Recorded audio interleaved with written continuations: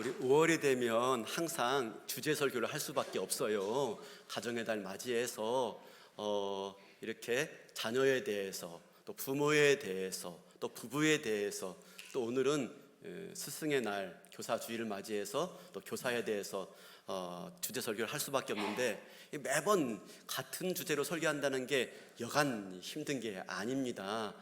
새롭게 되는 게 얼마나 있겠습니까? 특별하게 또 오늘 교사주일 아닙니까? 지금 한국 사회에 가장 큰 이슈가 있다면 바로 이 이 교권의 문제가 아닌가 싶습니다. 아동 학대냐, 교권 침해냐, 치열하게 지금 이슈가 논쟁이 벌어지고 있는 게 작금의 현실 아니겠습니까? 그래서 피하고 싶은 겁니다. 근데 피해갈 수가 없지요. 그런데 이렇게 피하고 싶은 이유는 뭐냐면, 지금 벌어지고 있는 이슈에 대해서 사실 설교한다는 게 쉽지가 않습니다. 왜냐하면 자칫 잘못하게 되어지면 상대방의 입장만 말하게 되어지고, 또 상대방의 입장을 또 무시하는 그런 게 될 수 있기 때문에, 자칫하면 오해가 발생할 수 있기 때문에 이런 이슈가 되는 그런 주제를 다루는 게 영 쉽지가 않습니다. 그래서 혹시라도 잘못 오해될 수가 있는데, 전하는 말씀 혹시라도 오해되시면 오해하지 마시고 잘 새겨 들으시고, 피해갈 수 없는 질문들을 말씀 전환이라고 참 곤혹스럽구나, 애쓰시는구나, 그렇게 이해해 주시면 좋겠습니다. 아시겠죠? 네. 답변이 별로 시원치가 않아요. 얼마 전에 제가 TV를 봤는데, MBC인데 한국을 읽다라고 하는 프로예요. 한국을 읽다. 어느 초등학교 5학년 담임 선생님이 5번째 바뀌고 6번째 바뀌는 상황 가운데 있는 겁니다. 1년 동안에 교사가 5명이 바뀌고 6번째. 왜 그랬을까? 이유는 뭐냐면요, 이제 아이들과 함께 소풍 갔습니다. 에버랜드로. 근데 아이가 줄 서 기다리다가 목마른 거예요. 근데 물이 없으니까 엄마한테 전화한 겁니다. 집에 있는 엄마한테. 그러니까 엄마가 학교에 전화한 겁니다. 우리 아이가 목마르다고 하는데 빨리 좀 조치해달라고, 사주든지 건네주든지 해달라고, 그리고 그냥 한 번만 하지 말고 수시로 확인해달라고 전화가 온 겁니다. 이제 그러니까 어떻게 잘 됐는지 안 됐는지 모르겠지만 좀 잘 안 됐나 봐요. 그러니까 엄마가 그 문제를 가지고 학교에 항의하고, 누가 정말 잘했고 잘못했는지 따져보자 라고 하면서 민원을 제기하고, 이게 이제 짐짓 고소와 고발까지 발생하니까 선생님들이 그냥 휴직계 내고 피해버리고, 또 이런 핑계 대고 또 강단 떠나고, 이게 무려 5명이나 발생하고, 지금 6번째 선생님을 모집 중에 있는데 지원자가 없는 거예요. 이런 상황에 지금 발생하고 있는 것이죠. 이건 비단 한 가지 예이지만, 그죠? 이와 비슷한 일들이 얼마나 많은지, 우리 여기에도 학교 선생님도 많이 계시는데 정말 보통 일이 아닙니다. 여러분 아시죠? 이제 학교에서 수련회 없고요, 그죠? 또 소풍 없고, 운동회도 이제 점점점 사라지고 있는 게 작금의 현실인데요. 얼마 전에 그 TV 프로그램에서 개그우먼 이수지가 그 어린이집 보육교사로 나와가지고 이렇게 열연한 그 프로 보셨죠? 안 보신 분도 계시지만, 하루 종일 학부모의 민원에 시달리다 보니까 저녁쯤 되니까 귀에서 피가 나와. 그렇게 연출한 장면을 보고 참 보통이 아니구나 라고 하는데, 그 장면을 보고 하버드 대학교의 한국학 교수님이 계셔요. 이분이 한국에 대해서 굉장히 높게 평가하는 분인데, 그 장면을 보고 말문이 막혀버린 겁니다. 어떻게 이런 일이 한국 사회에 라고 외국에서 바라보는 것도 심각한 모습으로 지금 보고 있는 것이죠. 여튼 왜 이렇게 학교가 되었을까? 학교가 왜 이 지경 되었을까 하는 것이죠. 예전부터 그랬을까? 그러지 않지 않습니까? 한 10몇 년 전만 하더라도 그걸 예로 든다는 게 좀 안타까운데 말입니다. 적절하지 않은 예 같지만, 세월호 사건 때 여러분 선생님들의 모습을 기억하시죠? 세월호 사건 때 아이들과 함께 같이 그 바다에 수장된 교사가 총 12명입니다. 그런데 원래 이 교사들이 머물던 선실은 5층 선실이었답니다.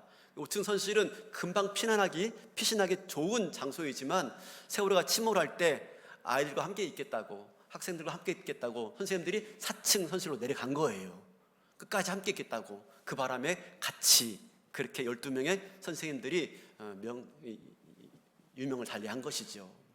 이 있고 나서 그 학교에서 프랭카드가 붙었는데요, 선생님이 미안합니다, 끝까지 함께 해주지 못해서 라고 프랭카드를 붙였어요. 그에 대해서 학생들이 또 붙였죠. 아닙니다, 선생님 힘내세요, 사랑합니다 라고 하면서 이게 또 학생들이 프랭카드를 붙였어요. 참 얼마나 아름다운 모습인지요. 선생님들은 끝까지 지켜주지 못한 것 때문에 미안해하고, 그러나 그랬던 선생님들의 안타까운 희생을 기억하면서 아니라고, 감사하다고, 사랑한다고, 힘내라고 말한 이 아름다운 문화가 우리 한국 사회의 교육 현장에 있었는데 지금은 이미 사라져버리고 만 것이죠. 5월달 맞이해서 스승의 날인데 교육청에서는 공문이 내려왔대요. 어떤 공문이냐면 아이들이 주는 선물을 잘못 받으면은 청탁금지법에 걸린다고. 카네이션 주면 받지 말라고 했대요. 개인이 주는 카네이션은 불법 청탁물이고 공적으로 반장이 주는 건 받아도 되지만 개인적으로 주는 건 받으면 안 된다. 케이크도 이렇게 같이 나눠 먹어야지 받으면 불법 청탁이다 라고 말하면서 그런 공문이 쭉 내려왔대요. 이게 스승의 날인지 아닌지 정말 헷갈립니다. 그죠? 존경과 감사의 날에 왜 이런 말들이 나오고 왜 이게 이슈가 되고 있는가 참 아쉽죠. 이 지경까지 된 여러 가지 이유 중에 여러 가지 이유들이 있겠죠. 오늘날에는 한두 명만 낳다 보니까, 자녀를 한두 명만 낳다 보니까 과잉 보호가 되어지고 그래서 생긴 문제일 수도 있겠고요. 저는 그보다는 이 현대 사회의 사조가 그렇게 만들어가고 있지 않은가 생각을 들어져요. 현대 사회의 사조, 포스트 모더니즘 사회죠. 절대 진리도 없고 절대 선도 없고 절대 권위도 없는 이 사회가 지금 극단적인 이기주의로, 개인주의로 치닫고 있지 않은가 하는 겁니다. 공공선이나 공공의 가치보다도 개인의 이익이 더 중요해요. 개인의 유익이 더 중요하기 때문에 공공의 선이나 공공의 가치는 그 다음으로 양보되는 거죠. 이건 비단 개인의 문제만이 아닙니다. 이건 국가 사회 질서 가운데도 보여지고 있어요. 오늘날 이 지구촌은요, 세계 평화 관심 없어요. 자국의 이익이라면 세계 평화쯤은 언제든지 유보될 수 있는 게 지금 작금의 이 지구촌의 모습 아닙니까? 자국의 이익을 위해서 세계 평화를 양보하는 모습들. 근데 참 다행인 건 뭐냐면 지금 이 시대가 포스트 모더니즘 사회에서 후기 포스트 모더니즘 사회로 전환되어진다라고 말을 해요. 후기라는 말을 또 영어로 한다면 포스트 모더니즘이라고 말할 수가 있는데, 이 후기, 이 포스트 모더니즘 사회로 지금 다시 전환되고 있다라고 말들 합니다. 이게 뭐냐면 포스트 모더니즘의 폐해를 보고 있는 겁니다. 절대선, 절대가치, 공공의 덕, 이걸 다 해체하고 나니까 남는 게 없어요. 오히려 다 해체되었지 정말 세워지는 건 아무것도 없다 보니까 그럼 무엇인가?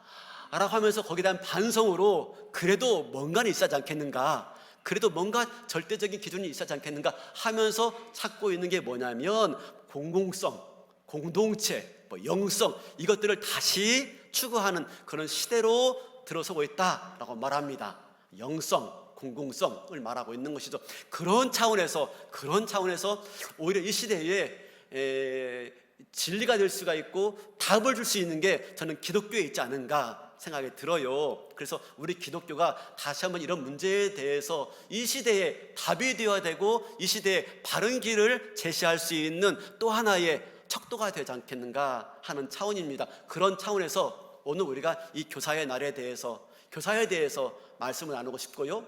이런 말씀들이 오히려 이 혼란스러운 이 시대에 자그마한 한 줄기 빛이 되어서 참된 교사의 모습 무엇이고 우리가 어떻게 배움들을 이어갈 것인지를 좀 서로 나눌 수 있는 그런 시간이 되었으면 좋겠어요. 물론 아마 지금 일어나고 있는 이 학교의 문제들은 수많은 지금 이야기들이 오고 가고 있습니다. 선생님 입장에서 또 부모 입장에서 지금 막 논의가 일어나고 있어요. 그렇게 많이 논의가 일어나는 가운데 저는 분명히 합일점을 찾아갈 거라고 생각해요. 공론화되어지고 또 거대 담론들이 형성되어지다 보면은 분명히 좋은 길로 나갈 겁니다. 그때까지 서로 지치지 말고 싸우지 말고, 그죠? 제일 중요한 건 뭡니까? 학교와 학생들이죠. 이 중요한 가치와 목적을 향해서 나간다 보면은 분명히 좋은 길이 마련될 것 같아요. 그런 차원에서 우리도 한몫을 해야 되겠다라고 생각하는 겁니다. 왜 그러냐면 여러분 아십니까? 2부 때에도 교사 표창했는데요, 그 상장 제일 밑에 뭐라고 써 있는지 아십니까? 당진 제1교회 교회학교 교장 방병만 써 있습니다. 저 교장입니다, 여러분. 저도 나름대로 교회학교를 책임지고 있고 교회학교를 섬기고 있기 때문에 이 문제에서 자유롭지 않은 겁니다. 그러니까 이 지금 한국 사회의 교육 현장에 일어나고 있는 이슈 문제를 우리가 외면할 수가 없는 겁니다. 언젠가 그것이 교회학교의 문제가 될 수 있고 언젠가 그것이 나의 문제가 될 수 있기 때문에 그런 차원에서 먼저 우리가 좀 반성하고 먼저 우리가 정리하고 말씀 가운데 답을 찾아가야 되겠다라고 하는 것입니다. 그런 차원에서 오늘 좀 말씀을 좀 나누어 보기를 원합니다. 오늘 1절 말씀 같이 한번 볼까요? 오늘 1절 말씀이요. 내 형제들아, 너희는 선생된 우리가 더 큰 심판을 받을 줄 알고 선생이 많이 되지 말라. 네, 이 말은요 가로를 쳐야 돼요. 내 형제들아 너희는 하고 가로 쳐야 돼요. 선생된 우리가 더 큰 심판 받을 줄 알고 가로 닫고, 이게 중간에는 이제 그 삽입구니까요 빼면 내 형제들아 너희는 선생이 많이 되지 말라. 아니 어떻게 그 시대에 오늘날 이 한국 사회의 이 교사의 어려움을 알고 이렇게 말했을까? 그죠? 선생하지 마. 그거 피곤한 직업이야. 그런 뜻일까요? 그죠? 그런 뜻은 아니겠죠? 그럼 무슨 말일까? 라고 하는 겁니다. 선생이라고 하는 단어는 단순하게 가르치는 자만 말하고 있는 게 아니에요. 가르치는 자, 또 영적인, 또 부모도 포함되어집니다. 여러분 부모도 선생이에요.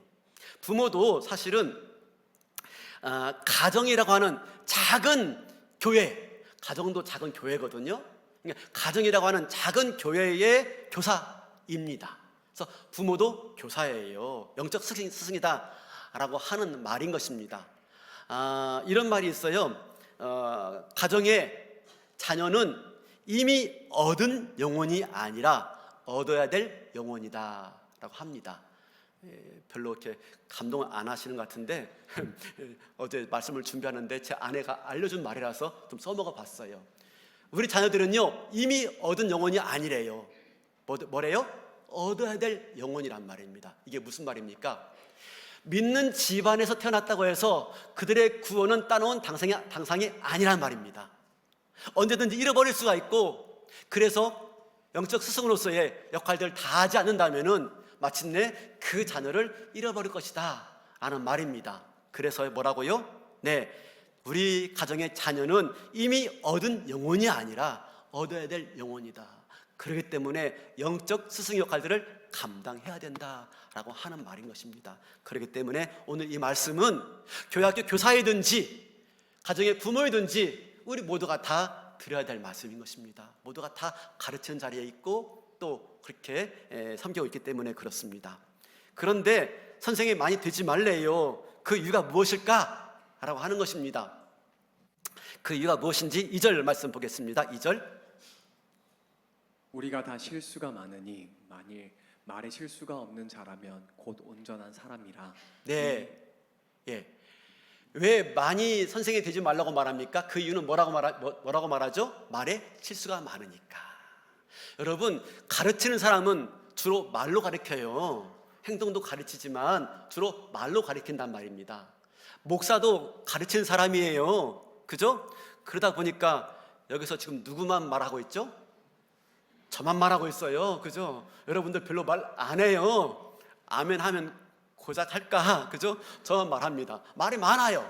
근데 모든 사람은 어디에 실수가 많아요? 말에 실수가 많아요. 물론 행동에도 실수가 많지만 말에 실수가 많은데 말을 많이 하다 보니까, 그죠? 예, 특별히 가르치는 자가 말에 실수가 많다라고 말합니다. 그래서 가르치는 자는 어떻게 하라고요? 말에 실수가 많으니 많이 교사가 되지, 선생이 되지 말라라고 말을 하고 있는 것이지요. 당시 가르치는 역할은요, 누가 담당했냐면 당시에 유대 사회는 유대 사회의 가장 중심된 문화는 회당 문화입니다. 회당 문화. 시나고그라고 하는데요. 회당 문화, 예배당이 아니라 회당입니다. 여기에서 가르치고 가르침을 받고 또 여기서 교제하고 또 여기서 모든 것들이 이루어지는 자리가 회당이에요. 근데 그 회당에서 제일 중심적인 역할을 하는 사람이 랍비예요. 랍비. 랍비는 레바이라고 하는데 랍비는 선생이 아닙니다. 랍비는 더 정확한 말로 말한다면 가장 위대한 스승이라는 의미입니다. 그만큼 랍비가 굉장히 높은 위치에 있었고 그런 존경과 대우를 받았어요. 심지어 어떤 일을 썼냐면 탈무드에 보면 이런 말이 나옵니다. 부모하고 랍비가 물에 빠졌어요. 또 부모하고 랍비가 적군에게 포로로 끌려갔어요. 그러면 구해와야 되는데 누구를 먼저 구해오느냐 하는 질문인 것입니다. 여러분, 누구를 먼저 구해와야 될까요? 부모이겠죠? 근데 탈무드는 이렇게 말합니다. 랍비다. 물에 빠졌는데 부모보다도 랍비를 먼저 구해와야 되고 포로로 끌려갔는데 랍비를 먼저 구해와야 된다라고 말하는 걸 왜 그럴까요? 그만큼 랍비가 많은 영향력을 주기 때문에, 스승이 한 사람에게 미치는 영향력이 그만큼 크기 때문에 랍비를 존중하고 랍비를 귀히 여기라 라고 말하고 있습니다. 그런데 그 랍비가, 그 스승이 말을 많이 하다 보니까 어떤 실수가 많아요? 말의 실수가 많은 거예요. 그러므로 선생이 되지 말라, 그 말이 선생 하지 마, 선생 많으니까 하지 마, 그 뜻이 아니라 선생이 되고자 한다면 특별하게 말에 실수가 적어야 된다. 그만큼 주의해야 되고 그만큼 애쓰지 않으면 선생으로서의 역할들을 잘 감당할 수 없으니, 가정의 영적 스승이든지 교회의 영적 스승이든지 어디에 있든지 가르치는 자라면 말에 실수가 없도록 조심해야 된다라고 하는 말씀이 바로 이 말씀인 것입니다. 말 한마디가 얼마나 중요한지. 탈무드에 또 나오는 이야기인데요, 이런 말이 있어요. 어떤 랍비가 집에 있는 하인에게 시장에 가가지고 제일 맛있는 거 사오라 라고 시켰습니다. 이 하인이 시장에 가가지고 뭘 사왔냐면 소의 혀를 사왔어요. 혀. 뭐지? 하고 있다가 며칠 지난 다음에 너 이번에는 시장에 가가지고 가장 싼 거 사와 라고 시켰어요. 그랬더니 또 소의 혀를 사왔어요. 랍비가 이상해가지고 그 하인에게 물었습니다. 너 왜 어떻게 똑같은 거 사왔냐? 라고 묻자 이렇게 말했대요. 혀는 아주 좋으면 그것보다 더 좋은 것은 없고, 혀는 나쁘면 그것보다 더 나쁜 게 없습니다. 멋있죠? 예, 혀는 좋으면요 그보다 더 좋은 게 없는 게 혀랍니다. 근데 혀가 나쁘면요 그보다 더 나쁜 것이 없는 게 혀랍니다. 그러니까 한 사람의 말이 사람을 살릴 수도 있고 한 사람의 말이 사람을 죽일 수도 있다. 그만큼 중요한 자리가 말이고 가르치는 자의 자리다라고 하는 것이지요. 이 점에 대해서 우리가 어떤 자리에 있든지 참 말이 중요하구나라고 하는 걸 깨닫게 되어져요. 제가 지난주인가요? 그 지난주인가 자녀에게 상처 준 말 제가 말씀드렸죠. 우리 아이가 정확히 기억하고 있더라고요. 그 워딩을 정확히 기억하고 있더라고요. 놀랐어요. 저는 기억도 못하는데 그 한마디가 박혀가지고 아이에게 평생의 상처가 되었던 것들을 깨달을 때 참 말 한마디가 중요하구나. 이 말 한마디가 참 중요하다는 걸 느낄 때 떠오르는 한 분이 있는데요, 바로 그게 누구냐면은 정대위 박사님이에요. 이분이 초대 한신대학교 학장이었고 건국대학교 총장을 역임한 분인데요, 이분이 중학교 때 졸업식을 하고 친구들 모여가지고 중국집 가가지고 짜장면을 먹었습니다. 맛있게 먹었습니다. 다 먹고 나서 서로 대화한 겁니다. 야, 우리 중학교 졸업했으니까 이 다음 커서 뭐가 될까? 서로 꿈과 희망을 이야기했어요. 장래 꿈과 희망을. 이제 친구들이 말합니다. 나는 교수가 될래. 나는 과학자가 될래. 나는 장군 될래. 근데 이 정대위 학생이 뭐라고 말했냐면 난 목사님 될 거야 라고 한 거예요. 그러자 그 식당에 누가 있었냐면 마침 도산 안창호 선생님이 계셨어요. 안창호 선생님이 가만히 있다 보니까 참 재밌는 겁니다. 중학생들이. 그래서 기특하기도 하고 그래서 가서 격려를 했습니다. 너희들이야말로 진짜 장차 대한민국을 이끌어갈 위대한 기둥들이구나. 방금 너희들이 말한 대로 너희 소원이 다 이루어지길 바란다 라고 말하면서 특별하게 그 정대위 학생한테는 그렇게 말했대요. 정 목사님, 나중에 훌륭한 목사님 되실 줄로 믿습니다 라고 말을 했더래요. 근데 이 한마디가 이 정대위 학생에게 확 박힌 겁니다. 잘 박힌 모처럼 말입니다.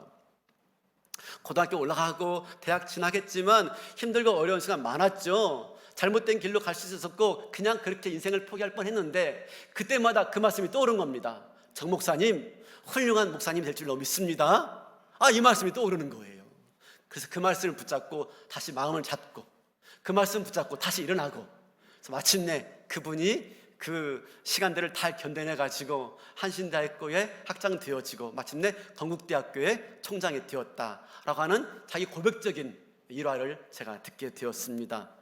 사랑하는 성도 여러분, 오늘날 우리가 가정에서도 우리 아이들 좋은 것 많이 주고, 그죠? 좋은 것들 많이 베풀어 주지만 또 교회에서도 우리 자녀들을 위해서 아낌없이 사랑을 베풀어 주겠지만 정말 이 시대에 필요한 게 뭡니까? 격려해주고 칭찬해주고 가능성을 인정해주는 말 한마디, 그것이 너무 중요하기 때문에 우리가 가르침의 자리에 있다면 특별하게 이 말에 대해서 주의하고 잘 준비된 모습으로 서야 된다라고 오늘 말씀하고 있는 것이지요. 그러면서 오늘 우리에게 이 교사의 자리에 대해서 다시 한번 책임을 주는 말씀이 무엇이냐면 바로 고린도전서 4장 14절 15절 말씀이에요. 아까는 좀 부정적인 말이었다면 이제 긍정적인 차원에서 고린도전서 말씀을 가지고 그럼 우리가 어떤 자세로 더 아름다운, 더 훌륭한 교사로서의 역할들을 감당할 것인가 하는 겁니다. 우리 14절 15절 다시 한번 읽어주시겠습니까? 14절 15절. 내가 너희를 부끄럽게 하려고 이것을 쓰는 것이 아니라 오직 너희를 내 사랑하는 자녀같이 권하려 하는 것이라. 그리스도 안에서 일만 스승이 있으되 아버지는 많지 아니하니 그리스도 예수 안에서 내가 복음으로써 너희를 낳았음이라. 네, 스승이 많지만 나는 스승 아니야. 나는 너희의 부모야. 내가 복음으로 너희를 낳았어 라고 말합니다. 우리 아까 봤잖아요. 랍비가 그 사회 속에서 얼마나 대우를 받는지, 랍비가 얼마나 존귀한 자로 인정받는지. 근데 난 랍비 아니야 라고 말하면서 스승 아니야. 난 대신에 너희의 부모로서 부모의 위치로서 복음으로 너희를 낳았어 라고 말합니다. 근데 우리가 이것을 좀 이해하려면 한 가지 단어를 좀 알아야 되는데 15절에 나오는 스승이라는 단어예요. 여기 나오는 스승이라는 단어는 파이다 고고스예요. 파이다 고고스. 그래서 아까 말한 랍비와 같은 단어가 아니에요. 이건 뭐냐면은 랍비가 아니라 집에서 기르는 노예 중에 하나예요. 당시 그 사회에는 부유층은 자녀 교육을 엄마 아빠가 담당하지 않습니다. 집에 있는 종 중에서 똘똘한 사람, 좀 나름대로 학식이 있는 그런 종들을 세워서 자녀 교육을 시켰습니다. A의 범전을 가리키고 알파벳 가리키고 가나다라 가리키고 이런 사회 예절을 가리키고 또 위험한 게 뭔지 또 안전한 게 뭔지 이런 걸 가리키는 걸 누가 담당시켰어요? 종한테 맡긴 겁니다. 종한테. 그러니까 파이다 고고스가 뭐냐면 바로 그런 존재예요. 종 중에서 뛰어난 사람, 똘똘한 사람. 근데 여전히 그는 종이에요. 종. 그래서 맡겨졌기 때문에 어쩔 수 없이 하는 겁니다. 그리고 대가를 바라고 하는 존재예요. 여기서 말하는 스승은 그와 같다는 것입니다. 대가를 바라고, 그리고 어쩔 수 없이 맡겨주었기 때문에 감당하는 그런 스승이 아니라 나는 너희를 부모 같은 마음 가지고 가르쳤고 복음으로 내가 너희를 낳았다라고 말씀하고 있는 것이지요. 그러니까 대충 가르친 스승이 아니라 부모처럼, 그렇죠? 아낌없이 모든 걸 내어주는 부모처럼 우리가 교사로서의 사명을 감당해야 된다라고 하는 것입니다. 아이를 뱃속에 10달 동안 키워내는 그 부모, 마지막 10달 되었을 때 그 아이를 해산하는 그런 수고 가운데 아이를 출산하는 부모, 더 나아가서 그 아이가 장성한 인물 될 때까지 온갖 마음을 다 들여가면서 키워야 되는 그런 부모, 그런 부모로서 우리가 스승 역할을 감당해야 된다 하는 말씀인 것이지요. 단지 맡았으니까 어떤 대가를 바라고 하는 스승이 아니라, 그런 교사가 아니라 어떻게 해요? 진짜 아이를 길러내는, 진짜 아이를 해산해내는 그런 부모와 같은 심정 가지고 우리가 교사 역할들을 감당해야 된다. 학교에서도, 교회 학교에서도, 어디에서도, 그렇죠? 네, 또 가정에서도 그런 마음 가지고 우리가 섬겨야 된다라고 말씀하고 있는 것이지요, 사도 바울이. 그렇습니다. 오늘 우리가 있는 자리가 이 모양 저 모양 가르치는 자리이고, 또 다음 사람들에게 말씀을 전하는 그런 자리이기도 합니다. 교회에서는 꼭 목사만이 아니라, 또 꼭 교사만이 아니라 순장으로서, 또 믿음의 선배로서 그런 역할들을 감당해야 할 텐데, 어떻게 해요? 어쩔 수 없이 감당하는 게 아니라 아비와 같은 마음 가지고, 부모 같은 마음 가지고 섬길 수 있어야 된다라고 하는 것이지요. 이 대목에서 제가 떠오르는 한 애화가 있어요. 제가 오늘까지만 말하고 더 이상 말하지 않을 테니까 참고 좀 들어주십시오. 네, 오늘까지만 말하겠습니다. 그래도 읽었는데 두 번 울고 먹어야지겠죠. 네, 임문열 씨가 쓴 시인이라는 책에 나오는 한 대목이에요. 이 할아버지 김익순이 반역으로 인해서 마침내 차명을 당하고 집안이 한순간 몰락합니다. 보통 반역을 하면은 3대가 멸문지화를 당합니다. 그래서 아버지는요, 김작가사 아버지는요, 자기도 자기 아들들도 죽을 거라고 예상하고 그 밤에 두 아들들을 피신시킵니다. 누구한테 피신시키냐면 김성수라고 하는 옛날 자기 집에 있던 노비예요. 근데 면천시켜 주었거든요. 해방시켜 주었거든요. 그가 멀리 가서 살고 있었습니다. 그 김성수라고 하는 애종한테 두 아들을 피신시킵니다. 그러면서 이 아이들이 당신의 아들인 양 그렇게 기르고 그렇게 보호해 주세요 라고 말합니다. 그러자 김성수는 옛날 종이었죠. 주인에게 군말 없이 그 주인의 당부를 신실하게 지켜요. 실제로 진짜 부모처럼 이 아이를 기르다 보니까요, 나중에 이 김삿갓과 형이 이제 그 몰락에서 좀 벗어난 그 아버지께로 돌아갈 때에 김성수를 곡산 아버지라고 부를 정도입니다. 그러니까 진짜 아버지처럼 여기고 있는 거예요. 신분을 속이고 두 아들이 김성수의 아들로 살고 있었는데, 어느 날 이 김성수가요, 그 주인의 두 아들을 서당을 데려가는 겁니다. 서당을. 당시 서당의 학문을, 글자를 가리키려면 보통 돈 들어가는 게 아닙니다. 별을요, 한 가마를 가지고 가야 돼요. 한 가마를. 근데 두 아들이니까 벼 두 가마를 가지고 와야 되는데 겨우 종에서 면천된 사람이 뭐가 있겠어요? 땅마지가 있겠어요? 뭐가 있겠어요? 근데 애써 정말 가지고 있는 전 재산, 이 벼 두 가마를 가지고 가서 두 아이를 서당에 보내요. 그런데 그런 마음을 아는지 모르는지 이 두 아들놈은요, 서당을 가질 않아요. 집 나서면 다른 길로 빠지는 것입니다. 실컷 놀다 와가지고 갔다 온 채 하다 보니까 부모가 알겠어요? 모르겠어요? 알죠. 어느 날 김성수가 두 아들을 불러놓고 눈물로 하소연합니다. 이전까지만 해도 야 이놈 자식들아 하면서 아들처럼 또 자식처럼 그렇게 혼냈는데 다르게 말합니다. 제가 한번 좀 읽어보겠습니다. 도련님이라고 말해요. 도련님들 참으로 너무하십니다. 정녕 이 천한 놈의 자식으로 그렇게 끝을 보시겠습니까? 죽기 전에 상전의 집안이 다시 덩실하게 서 보기를 원하는 것이 저희의 이 미천한 종놈의 소원입니다. 이 종놈의 속 좀 헤아려 주시면 안 되겠습니까? 라고 간곡하게 호소한 거예요. 눈물로 호소한 거예요. 이 말에 두 형제가 감동되어서 그때부터 서당을 잘 나가고 학문을 익히고 마침내 그래서 김병현이 김작갓이 되어지죠. 물론 소설이지만 말입니다. 저는 이 대목이 오늘 읽은 고린도전서 4장 14절과 15절 말씀 같아요. 그렇죠? 스승의 날을 맞이해서 정말 우리가 아비와 같은 심정으로 어린 영혼들을 어떻게 섬겨야 할지를 잘 말씀해 주는 말씀 같습니다. 여러분, 김성수가요, 주인의 두 아이들을 그냥 목숨만 지켜준 것도 아닙니다. 그냥 먹고 살게 해준 것만도 아닙니다. 그냥 자기 아들처럼 양육해준 것만도 아니에요. 자기에게 맡겨준 그 주인의 마음을 헤아리고 있는 겁니다. 그 주인이 어떤 마음일까?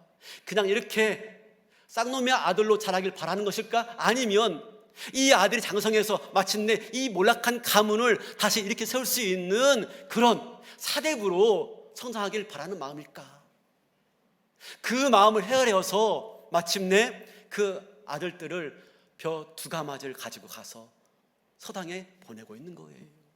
근데 그 마음 헤아리지 못하고 엉뚱한 놀이에 일삼는 그들에게 정말 피를 토하는 말로 그들을 돌이켜 세워가는 그런 아름다운 모습, 이게 오늘날 우리가 감당해야 될 교회학교 선생님이고 영적 교사로서의 부모의 모습이 아니겠습니까? 사랑하는 성도 여러분, 우리 자녀들은 우리 자녀가 아닙니다. 교회학교 우리 아이들은 우리 아이들이 아닙니다. 이 아이들은 우리의 주인 대신, 그렇죠? 김성수에게 있어서 그의 주인이었던 그 김사께서 아버지처럼 말입니다. 진정한 주인 대신 하나님 아버지의 자녀인 줄로 믿습니다. 그렇죠? 그 자녀들을 우리에게 맡겨준 겁니다. 잘 양육해 달라고. 그러면 헤아려 봐야 되는 것이죠.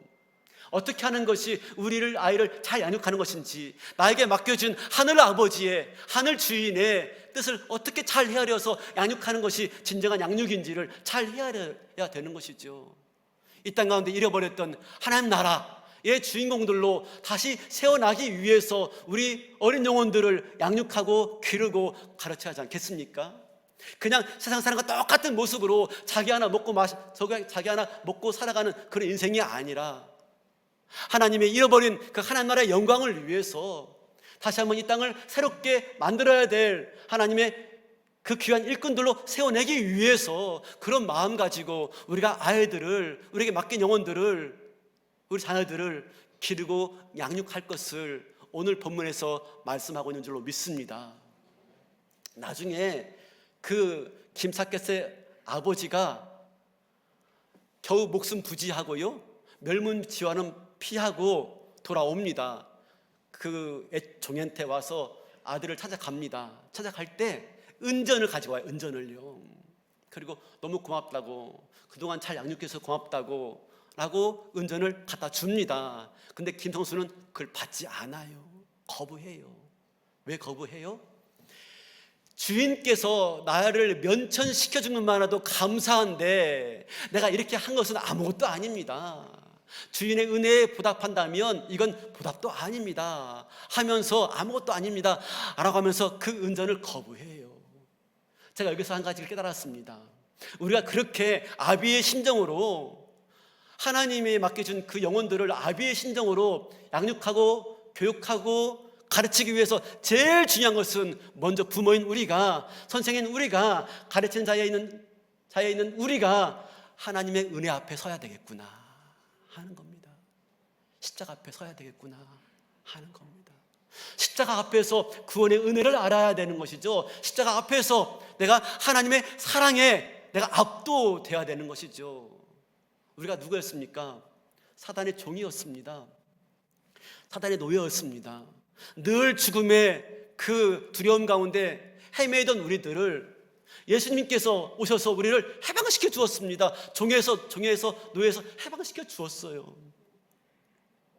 그런 놀라운 은혜를 허락받은 것이 저와 여러분인 줄로 믿습니다. 그 은혜 앞에서 감격하여서 그 십자가의 은혜로 우리에게 맡겨진 영혼들을 다시 한번 주님의 심정 가지고, 하늘 아버지의 심정 가지고 맡겨진 영혼들을 대하고 섬기며 우리가 양육할 수 있는 육신의 부모들 되시고, 또 교회학교의 선생님 되시고, 있는 자리에서의 가르침의 역할들을 잘 감당할 수 있는 저와 여러분 될 수 있길 바라겠습니다. 제가 한 가지만 더 나누고 마칠게요. 이 정호승 시인이 쓴 방문객이라는 시가 있습니다. 한번 좀 보여주시겠습니까? 정호승 씨가 쓴 방문객인데요. 너무 좋아가지고 독서 나눔하면서 이렇게 알게 된 시여가지고 너무 좋아가지고 나누고자 합니다. 이게 시기 때문에 잘 읽어야 돼요. 사람이 온다는 것은 실로 어마어마한 일이다. 그는 그의 과거와 현재와 그리고 그의 미래와 함께 오기 때문이다. 한 사람의 일생이 오기 때문이다. 만남은 그렇대요. 만남은 우리가 부모와 자식과 만나든지, 그죠? 교학교 스승과 또 학생과 만남이든지 어떤 만남이든지 만남은 실로 위대한 일입니다. 왜냐하면 우리의 과거와 현재와 미래가 만나는 것이기 때문에, 한 사람의 일상이 만나는 것이고 그 일생을 바꿀 수 있는 것이기 때문에 이렇게 만남이 소중한 것인데, 우리에게 허락된 만남들을 더 아름답게 갖고 가시는, 그죠? 가정에서 또 일터에서 또 교회에서 주어진 직분 따라서 이 만남을 아름답게 갖고 가시고, 만남으로 나를 만나는 사람들이 변화되어지고 새로워지고, 하나님의 일꾼들로 우뚝 세워지는 다음 세대가 우리 가정에서 우리 교회에서 일어나기를 주님의 이름으로 축원합니다.